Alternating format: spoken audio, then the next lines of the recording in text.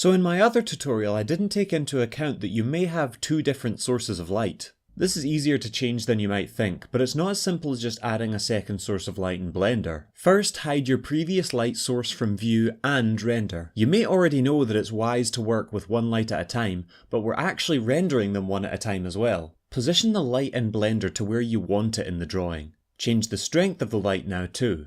You might think that the colour is important, but since it's just to indicate position, you don't really need to bother. Render this out and save it as something different from your render for the other light.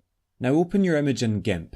You may notice that I've not followed my own rules from the last video and used my light as a guide for where not to darken rather than where to add light. Now click Open as Layers and add your new render in.